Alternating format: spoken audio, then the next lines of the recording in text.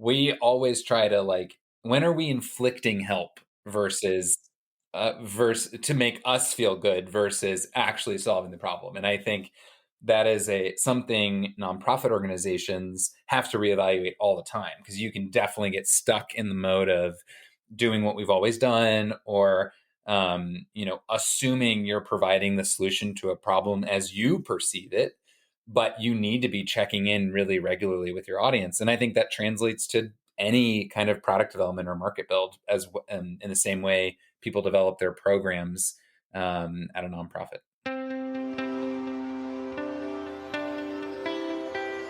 Are you looking for ways to shorten your marketing learning curve and help your organization survive and thrive?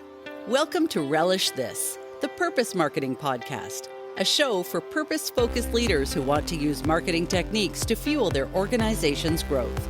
If you're a returning listener and you haven't subscribed already, we'd love to have you. Also, please consider leaving a review wherever you listen to podcasts. Now here's your host, author and marketing specialist, Stu Swineford. Hey everybody, Stu here.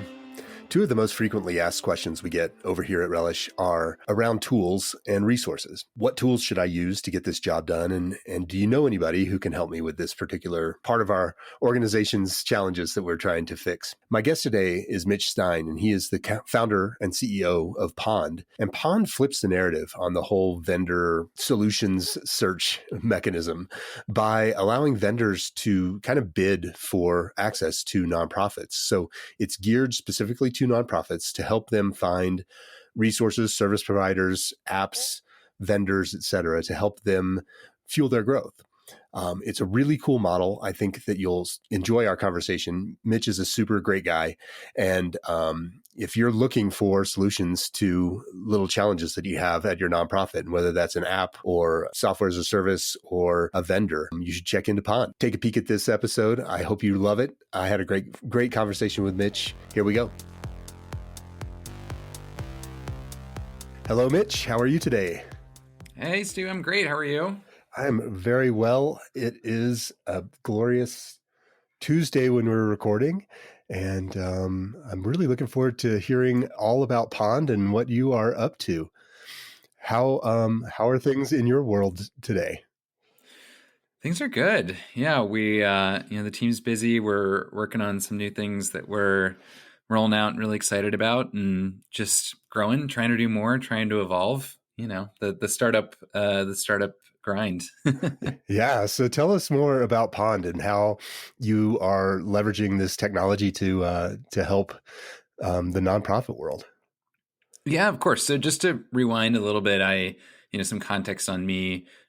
Today, I'm the CEO and co-founder of Pond, which is a marketplace for the tools and services that nonprofits utilize. But it all started actually when I was in a very different world as an investment banker for 7 years at Goldman Sachs, living in New York City. And I covered the technology space, so working with software and internet businesses around the world. And I, outside of work, was spending a lot of time fundraising. I'm a board member at the LGBT Center in New York, and have done their bike ride from Boston to New York called the Northeast AIDS Ride. Nice. Several times with my dad. We had an uncle who passed away from AIDS, and so it's been a big passion project of ours. And it got me really involved in the organization and a lot more engaged with the nonprofit sector generally. And they went through this process of transitioning their fundraising events platform, and had a bunch of issues with the prior one. And then the transition was really challenging, and finding the tool they needed to use was a total headache. And, the people at the organization, they were social workers by trade, or, they didn't have the background necessarily to be doing that search and finding things. And so I just started digging deeper and deeper, and it became like kind of something I was obsessed with. And I started talking to other nonprofits, and people were like, well, we work at a nonprofit, so of course, like, the tools we have are kind of crappy, or we're behind Right. in tech, and just sort of, this kind of malaise and acceptance of something being suboptimal. And I'm like, well, wait a second, I'm doing a lot of work to raise money for the organization, and I want all those dollars to be having the maximum impact. And technology is the most important thing to be maximizing your time and your impact in the mission you're serving. So that's just not right. I'm like, we should be leveraging the best tech and the best tools and make sure it's used and maximized wherever we can. And so that just became a drumbeat for me. Like, there has to be a better way. And I spent a lot of time thinking like, okay, maybe I need to go build a new platform, a new fundraising tool, or whatever it is that organizations need. And then as I dug in, I'm like, oh, there's already hundreds of things that do that. There's a lot of people trying to solve that problem. No one's trying to solve the problem that there's no marketplace. There's no central thoroughfare for all of the tools and services that nonprofits are using. And so that's really limiting the potential for the market innovation that could happen when a better, more organized, liquid, marketplace exists. And I covered a lot of marketplace businesses, so thinking about companies like Zillow or Expedia or CarGurus, and you just think about how they transformed what used to be a really fragmented and messy market with a lot of intermediaries, with people who weren't experts making purchases of really big ticket items to them. And you think about the massive impact those platforms made in making it like, you'll drop a few $1,000s on a trip or buy an entire car or a home online today. And that's like shocking to think about putting yourselves 20 to 30 years ago. And the reality is, when you're running a nonprofit organization, it's a lot like buying a home or car whenever 20 years ago, whenever you're looking for a new vendor of software, of consulting, of lots of different services, because there's no central place to go. Right. And so that was my inspiration to say, hey, I think there's a big opportunity here to have a huge impact and create an interesting business focused on the sector. And so I quit my job and jumped into startup world. And that was on March 6th, 2020. Okay. So about 5 days later, the world changed pretty dramatically. Yes, it did. So I ended up coming home to move in with my folks in Fort Wayne, Indiana, where I've been ever since, and have been riding the roller coaster of startup life and experimenting with ways to crack this issue of how do we stand up a marketplace serving the nonprofit sector and their operational needs. And learned a lot, made a lot of changes, and we've all in an effort to say, how can we better reward and support nonprofits for engaging in this marketplace to help themselves and others? And then how can we validate the people and products that are serving the sector, and coming up with some really creative ways to do so and build up activity on the platform, which I'm obviously happy to go into more. Yeah, I'd love to know a little bit more about how Pond works to kind of fulfill those two needs and bring those audiences together. What are you guys doing to kind of facilitate those transactions? Yeah, so we spent a lot of time analyzing the reasons that the nonprofit audience is really hard to reach if you are a vendor to the space. So the go-to-market to find those customers is really challenging. And what we heard from people was just, I don't have time to talk to you. I don't have time. It was always, I don't have time for anything was the main reason from people. Or, I'm not, I don't know what I'm looking for. I don't know what we should be using. I don't know what I don't know. Why people didn't necessarily engage in shopping for new software or new technology. And then we heard a lot of, well, we don't have any extra money, so I can't afford to do something new, which obviously something new could save you money or make things more efficient, earn you more money, et cetera. But there's a big psychological barrier there from that scarcity mindset. But the biggest overarching thing was trust. I get bombarded by salespeople all the time, cold calls and spam emails. I don't want to engage with these people. And by the way, if you're trying to sell me something, I probably can't trust you. It's kind of the general attitude. And then on the vendor provider side of the marketplace, they're spending, because of those challenges, they're spending a ton of money on marketing in so many different channels to try to get in front of the right potential customer. Right. And so somewhere along the line, about a year ago, we were like, well, wait a second. What if instead of trying to go about the same model that worked for Expedia and CarGurus or everyone else that we first tried of build it, have the options, and shoppers will come find what they need. That wasn't working. What we had to do was say, hey, what if the vendor could actually shop for potential customers on Pond, but it's on their terms and they get the benefit of their value as a potential customer, as a lead. So how that works is a nonprofit joins, they can share a problem they're facing, a need they have in their own words. Vendors are able to browse those those requests from our nonprofit audience and be able to send a message to say why they think they should meet with them and what they can solve. And then it's up to the nonprofit to decide which one of those requests they want to accept. But when they do meet with folks, they get $100 in their account for every one of those interactions. So they're saving a ton of time in that discovery and research process. They're in control, and they can do it anonymously if they want to. And they're getting rewarded for taking the time to meet with people, which they've never done before. And at the end of the day, when they find what they need, say you have 5 meetings, you've got $500 to use on that new purchase. So it's been really exciting to see how that starts to adjust people's behavior and generate more engagement. And so we're working on more ways that we can leverage that model of saying, hey, you want to market to this audience, we want to share that value of your marketing dollar with them to incentivize more engagement and kind of a more informed customer, which makes the process better for everyone involved. So the nonprofit posts to the site and expresses a need that they're trying to solve, or a problem that they're trying to solve for, whether that's a tech solution or a service vendor or what have you. And then the vendors essentially bid to gain access to those problems, I guess, and then have the opportunity to potentially close a deal to help the nonprofit solve that problem. Is that kind of how the model works? Did I get that right?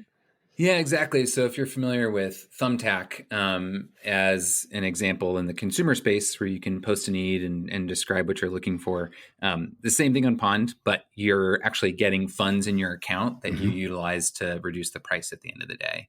That's great. And it is more than the funds. It's funny when people have used it, and we have about 320 nonprofits that have joined and about 180 different vendors so far in our first 9 months. And when people have used it, it's the money is almost the last thing that they mention. It's like, oh, this was so helpful, saved me so much time. I discovered things I didn't know about, made the process so much easier. It was so organized. Oh, and it was nice. I saved some money at the end of the day too.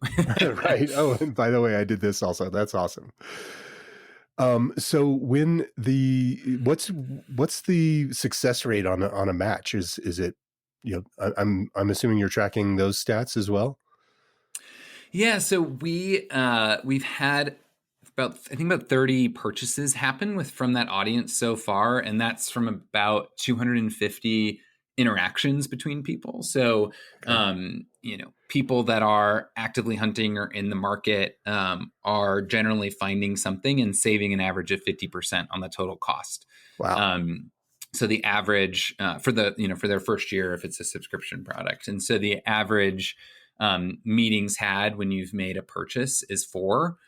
So it's usually taking people, 4 options to evaluate depending what they're in the market for exactly. This is kind of cross product categories. So there's a bit of variation there, but that's really what we've seen so far. And I think we're really focused and excited as it scales to also track success with the things people are finding. So, we do kind of follow-up surveys 1 month, 3 month, 6 month post purchase to be tracking feedback, and not just like a point in time review, but to actually see how engaged people are with it, how they're, finding it and the impact it's having in the organization, because that's ultimately where we want to get to, is to be able to say what's working and for whom and which use cases. And that just all becomes more possible with more data we can get from this, more centralized marketplace. Yeah, it's amazing. How are you tackling the problem or the challenge of getting the word out to to the nonprofit community that this exists, and then to the service community. It's always a challenge. This is one that we've run into a bunch of times. I'd just be interested to hear how you handled it, where you have a cart horse situation where you need nonprofits to attract vendors, and you need vendors to attract nonprofits. Yeah, it's the perennial chicken and egg problem that everyone's always dealing with in marketplaces. And typically in a marketplace, you usually have one side that's easier than the other. For us, the service provider has been much easier to engage. It makes sense. They're trying to close business. It's a priority to find new customers.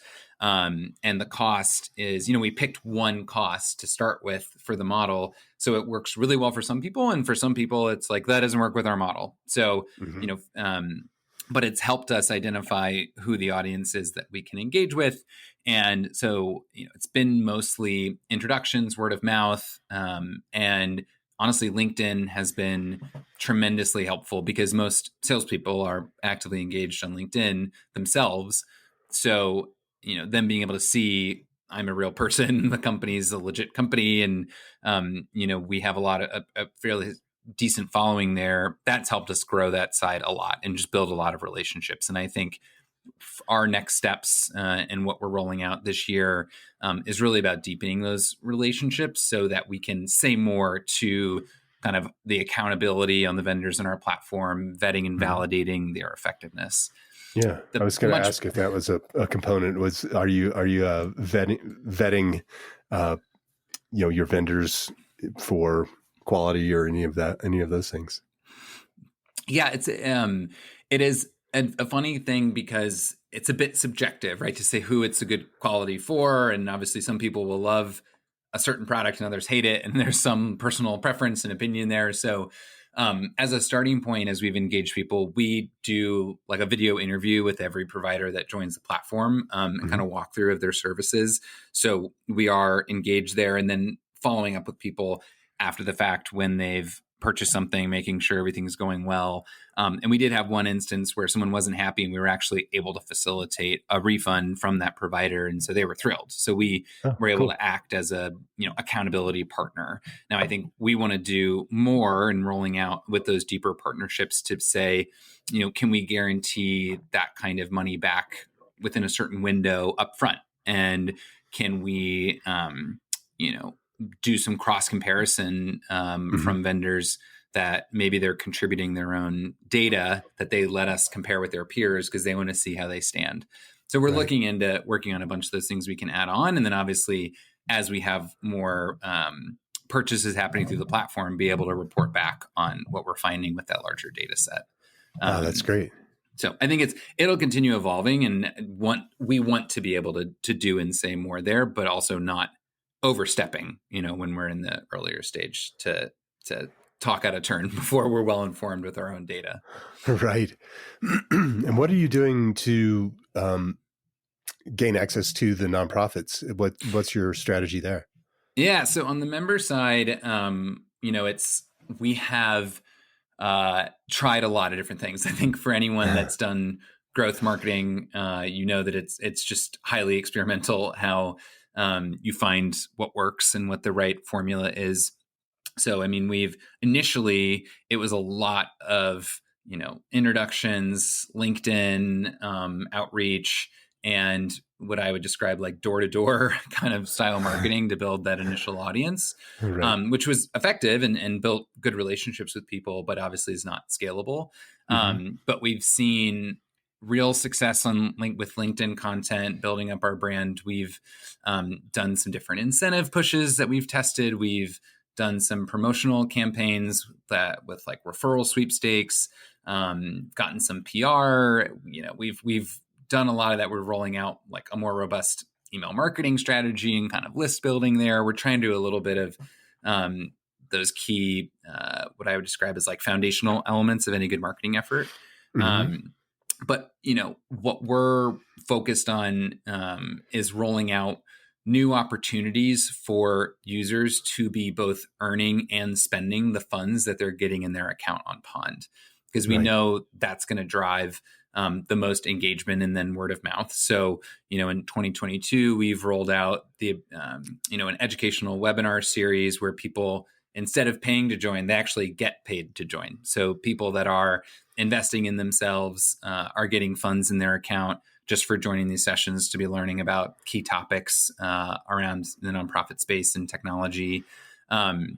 And different partnerships with, partner organizations that have nonprofit members to be able to say, hey, when you pay your dues, you'll also get $100 in your Pond account. So it's kind of like when you sign up for a premium Amex or something, you get $100 on Uber.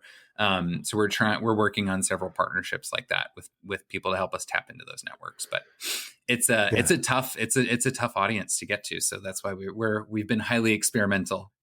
Well, it sounds like you're doing a lot of the right things. Tell me a little bit more about the way the dollars work.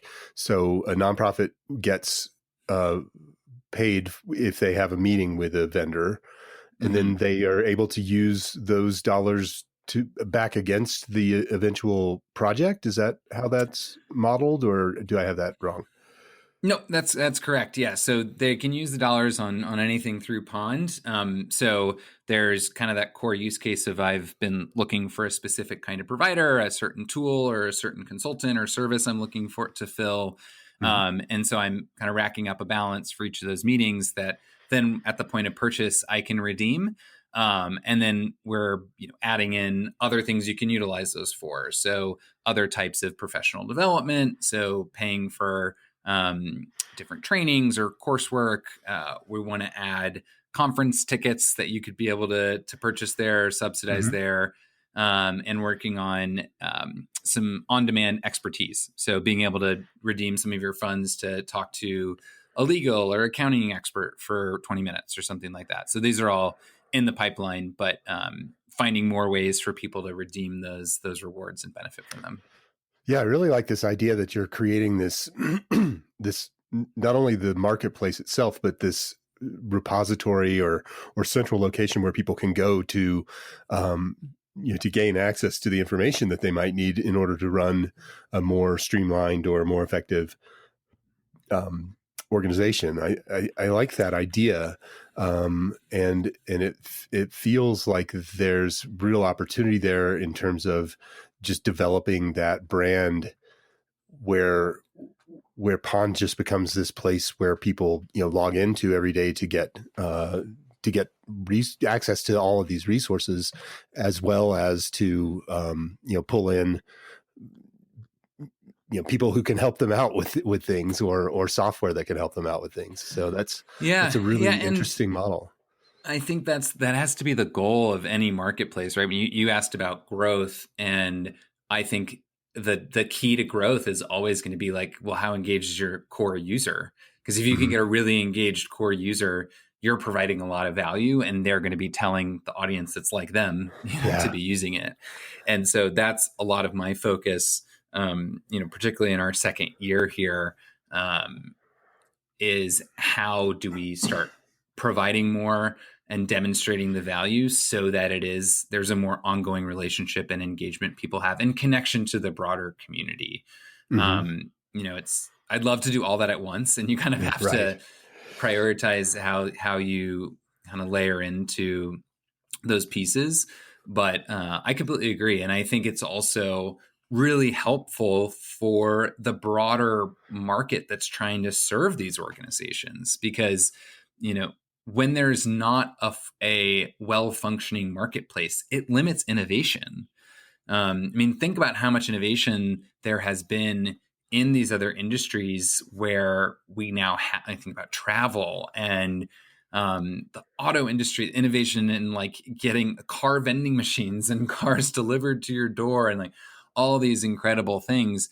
That wouldn't have been possible if the market wasn't so accessible in the way it is now, because the market's been digitized and brought online and centralized and made transparent and comparable. And those investments in innovation happen when there's a clear market opportunity. And so I think this is just kind of my like finance economic background talking, which is sometimes a little bit, I have to watch myself because sometimes I, in trying to serve the nonprofit sector and social impact sector, I try not to overcomplicate things and keep it at a practical level, because this is at a more like intellectual, theoretical level.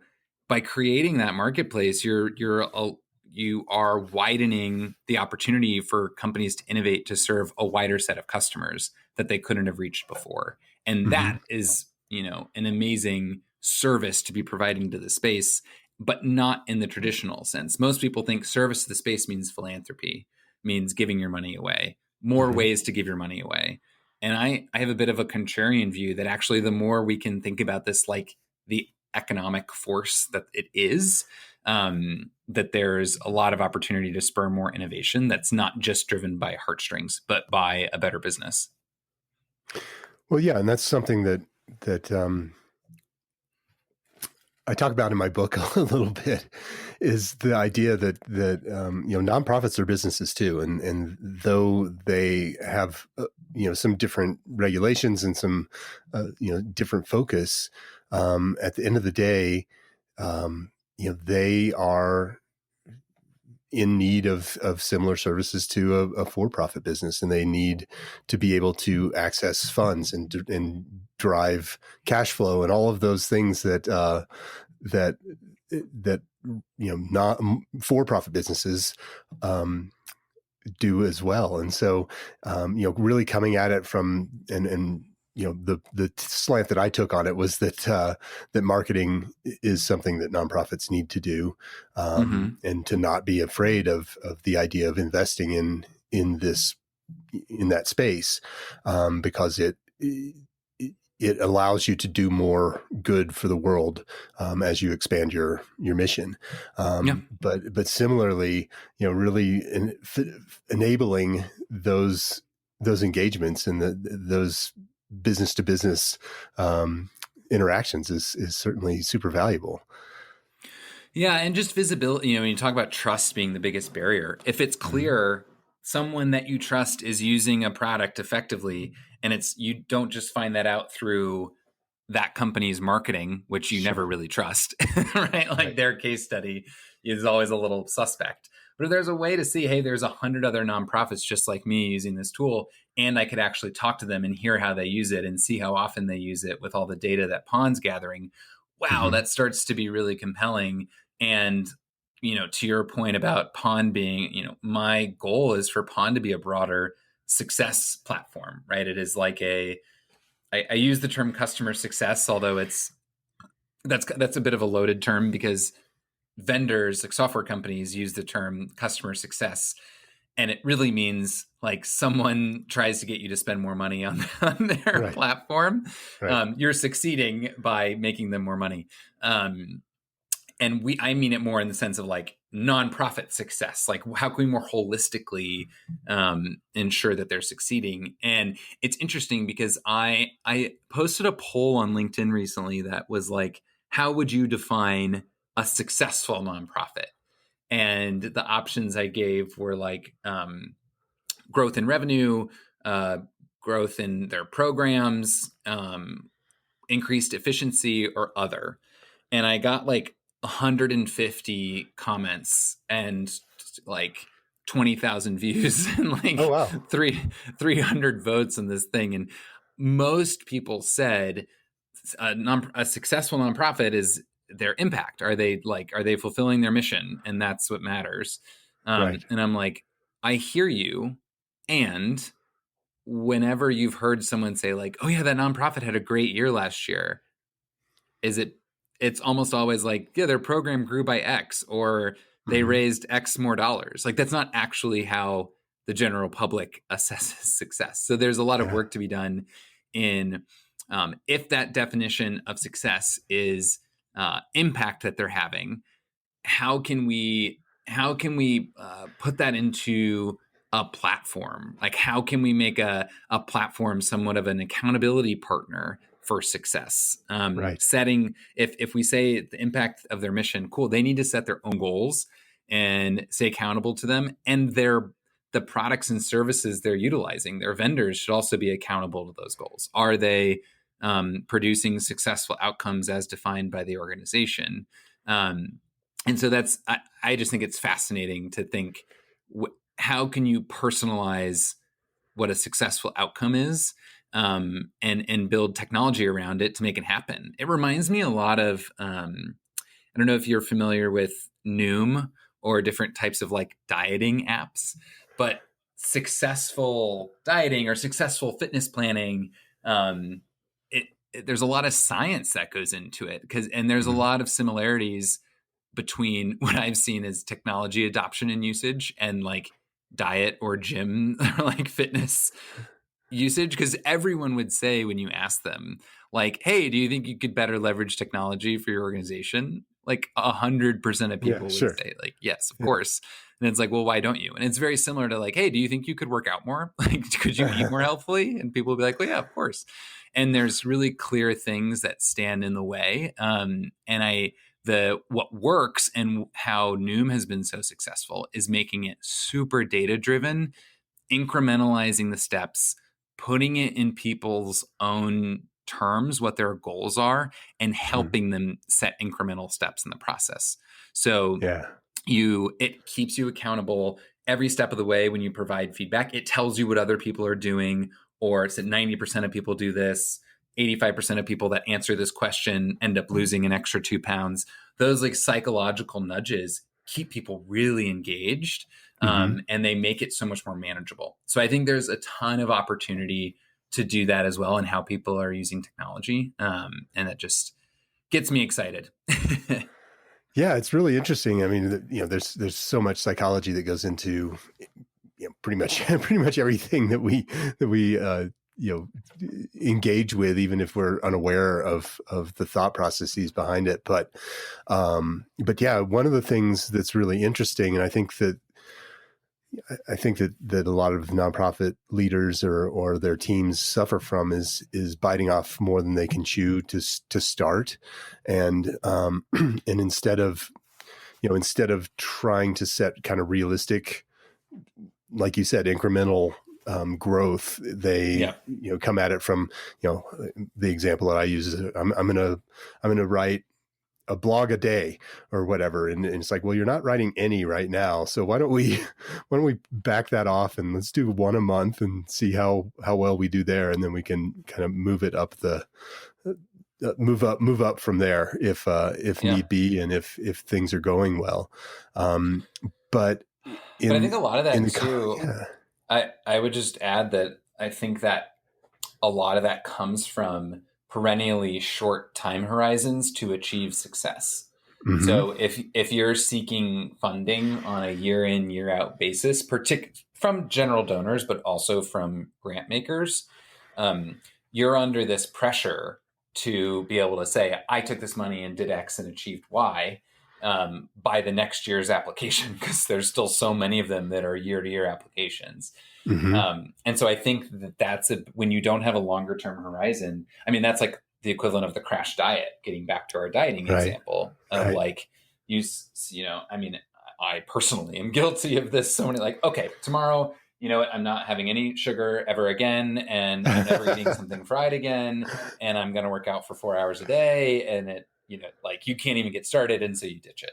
But I definitely see that a lot, where there's like really high ambition and you set really high goals, but you haven't broken it down into pieces, or you haven't incrementalized it. And we hear this from vendors a lot too, by the way. This isn't just a nonprofit issue. I hear from the technology providers that we work with that they're like, a lot of times people can be sort of purchase happy, especially if they actually have budget.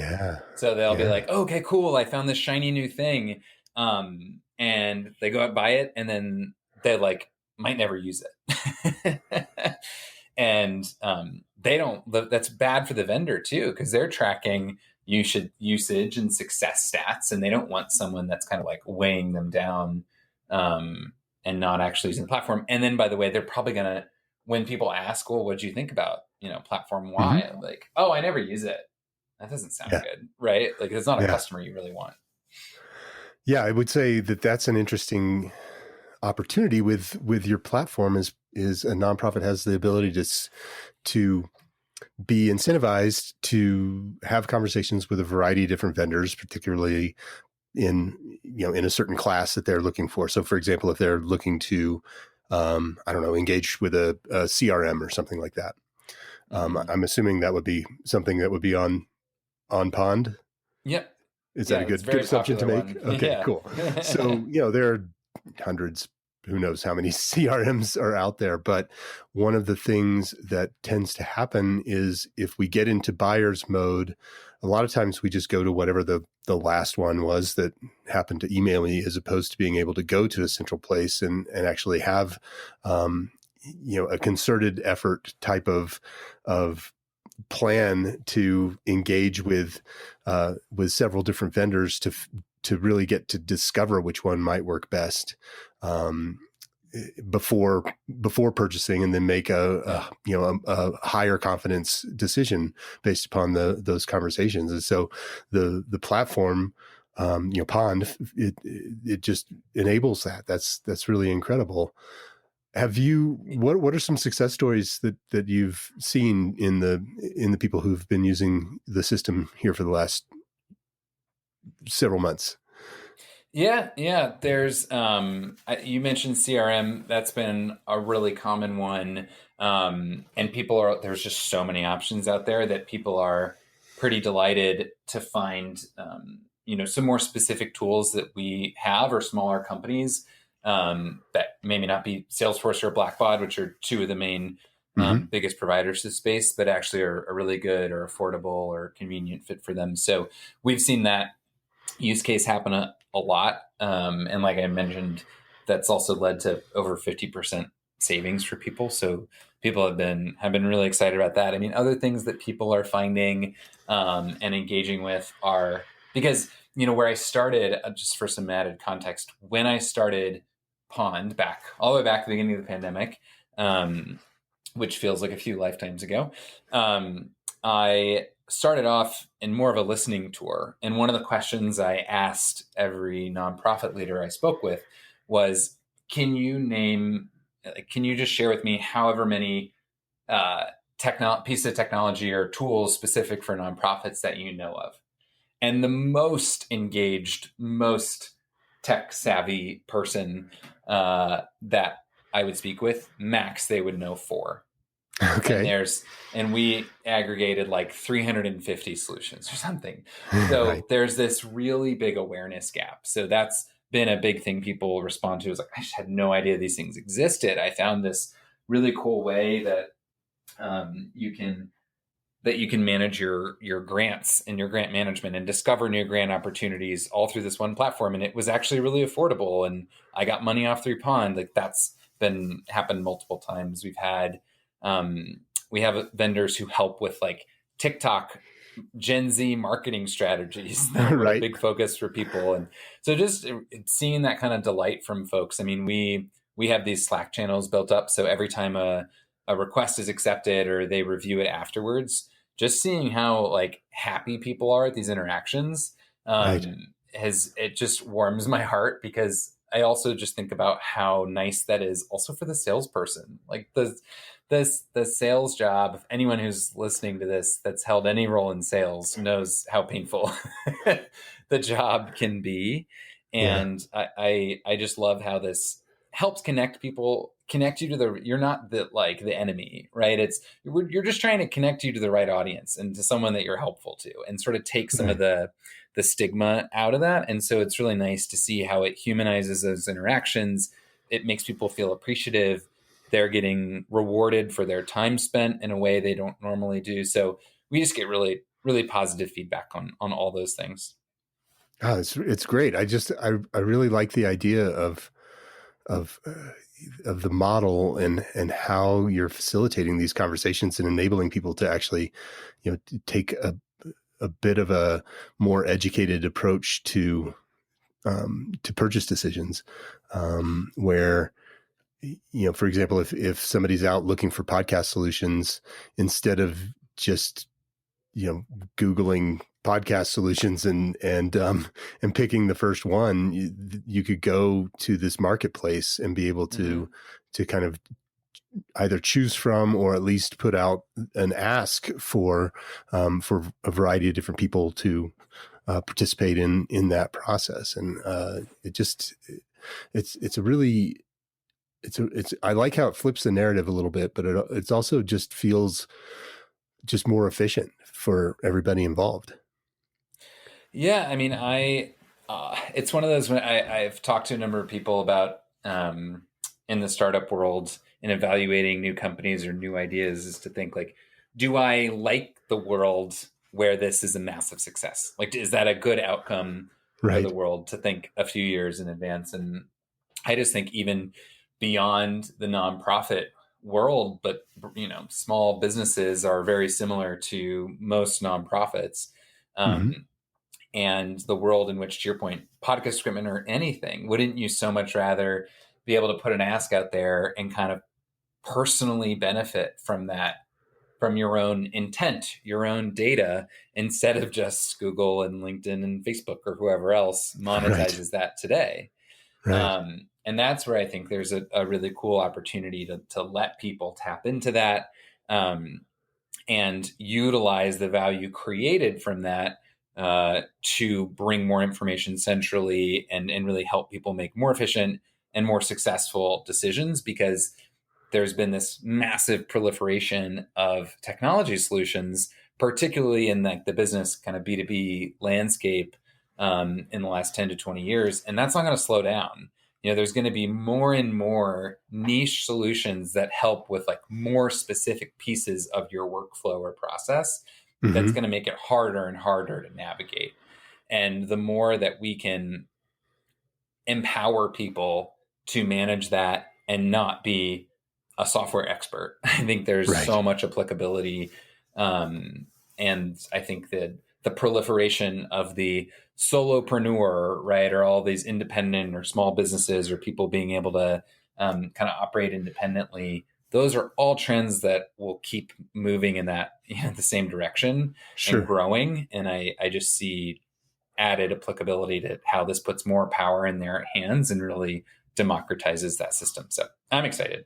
Yeah, well, and it also just gives people this central repository, and we may have touched on this a little bit ago, but just the idea that if you go to Pond and you have a good experience, searching for some technology that perhaps you actually know about, let's take the CRM example. Most people, or many people, have heard about a CRM, a customer relations management tool, and how important it can be for helping you stay in touch with all of your stakeholders. So those people interested in your nonprofit, those people who have perhaps engaged as a volunteer, or maybe a one-time donor, a multiple time donor, or some other kind of relationship, and enabling you to sort that out. And so, being able to go and effectively do a search on Google or wherever to start to figure out which of the tools that are out there and available you might want to use is great. But being able to go to like this central repository of information that is essentially a group of like-minded individuals, or at least people who have this purpose focus in mind, that I think narrows the playing field quite a bit. And then once you've had that experience and you've been able to find a tool or a vendor that provides a positive solution for you, then being able to just go back to that place, to that same central location where that everyone there is going to have your best interest in mind. That to me is a really powerful component of Pond that I'm super excited to hear how that evolves over the years. Have you, I'm assuming that's kind of part of that end goal is to just take that piece of where do I go to even find information, and then be able to access, like you said, there's like grant program software that people Mhm. may not have even known existed, but if they go to Pond, they'll be able to discover these things. Yeah, that's the goal, is to really encompass, the broader range of tools and services that is powering an organization.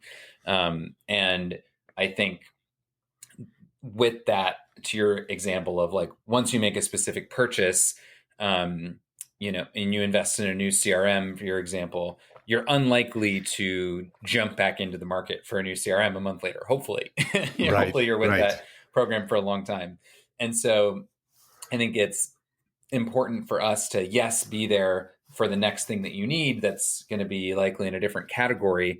And also, how can we support you and engage on an ongoing basis so that we're top of mind the time, like when it comes in the future, and you don't forget about this resource, but also like for you to be building up benefits and like adding credits to your right, account on an ongoing basis. And that's a big focus of ours, to build opportunities for people to be earning and spending those funds and just engaging with the community. And it's a really unique thing that we have at our disposal, kind of a tool in our toolkit to incentivize the things that will make our platform and community stronger by rewarding the behavior. Like, we have a currency to reward for responding to our survey or joining this right. session, or and just proving to people that we really value their time and their engagement, and we want to reward them for it. And other people, most of the time, they don't get that in any Right. other, their most of their engagements. Right. And it's just, yeah, it's really cool. What do you think, having worked in the tech space and in the nonprofit space, what do you think that the top tools are that nonprofits should be looking for, or maybe even better, based upon the data that you've pulled from usage at Pond? What are the things that people are most interested in terms of vendor engagement? Yeah, I would say the top three categories, which probably aren't too surprising that we see, are fundraising, marketing, and then just like managing remote work and remote teams. And so I say unsurprising because in my mind, these are fields, whether you're an administrator, a marketer, or a fundraiser.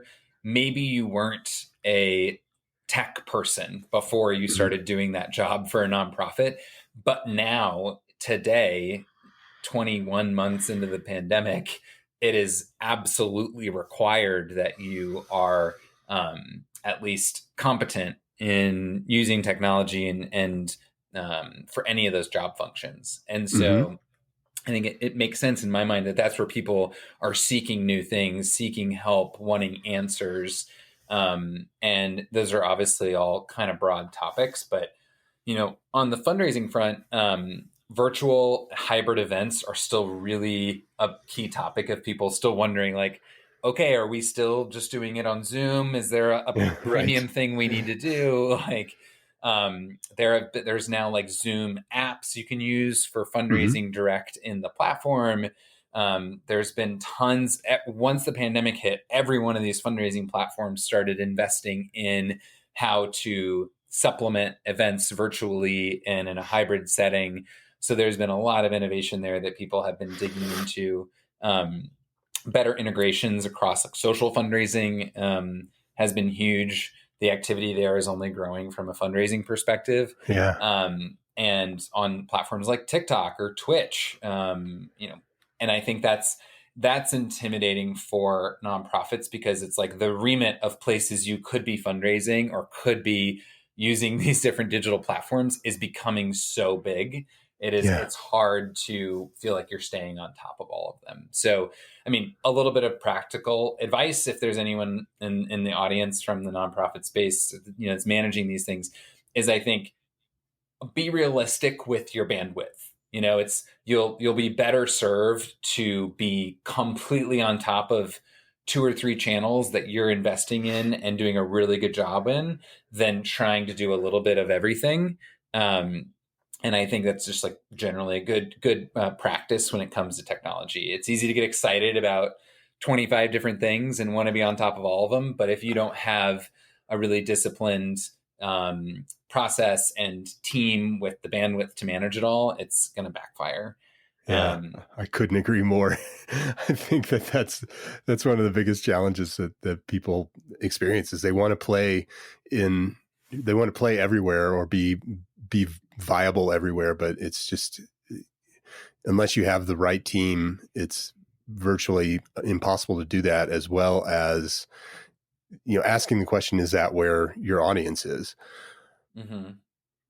Or is that where, is that where there's audience you want, or that Exactly. you could be adding? I think that's really smart. Very smart question. And, the other thing I'd bring up to that end of like, what do you have the bandwidth for? I'm getting lots of questions and interest around cryptocurrencies and NFTs. And you hear stories about an organization that got like a $10 million crypto gift. And so now everyone's like, what do I need to do? And I think that's another good example where it's like, well, understand your audience. Is this something, start asking, I think that's often something people forget when it comes to donor engagement or just your audience engagement in general. It's like the people that are engaged and care about what you're doing are like willing to provide feedback. So I think a good first step there is to just actually ask some donors or people that you have relationships with, like, do you have cryptocurrency? Are you interested in donating it? Before you invest a ton of time, energy, money in setting the organization up for those donations. Yeah, it's an interesting concept of like minimum viable audience versus minimum viable product. And a lot of times, I've seen, and I've seen probably millions of dollars invested in software and tech before the problem was, before an audience was actually established or understood for whatever problem that tech was about to solve or was trying to solve. And yeah, you said it really well. Like, make sure that you're solving for an actual problem that people are interested in having solved before you go out and build everything. We have to remind ourselves of that lesson all the time as a startup, for sure. Of like circling, like, hold on, zoom out a second. What's the problem we're solving? Is there a non-tech solution to verify it or work to be done before you're custom building something? And just always holding that like technical build, the engineer's time. We kind of joke about it being like the press. Kiara and Matt are developers on the team, and we always kind of joke about, well, we don't want to use their precious time, which might sound a little dismissive, but we really mean, no, let's be really, really vigilant about whenever we want to build something to be crystal clear the problem we're solving, that it's validated, and that this is the minimum lift thing to do to move us closer. Which I think is a practice you can take into any discipline. Yeah, I agree. It's just so important to have a good understanding of what the needs are before you go out and try and solve for those needs. And it's a challenge because we all come up with an idea and want to run with it, but just taking that beat is super, super helpful sometimes to just make sure that you're providing the product or service or whatever it is that you're doing to the audience, that it's the thing that they need. Yeah. And it's a lesson, honestly, that I've learned well from a lot of the nonprofits we serve. We have a nonprofit we've worked with a bunch and interviewed their founder on our podcast, but her name's Adina Lichtman. She started a nonprofit called Knock Knock Give a Sock. And their origin story was that she was in college and she used to make sandwiches and bring some extra food to who she refers to as her neighbors on the street, but homeless folks around the campus, and really was on this mission to try to humanize homelessness. And someone turned to her and was like, I actually have plenty of food, but we don't have any socks.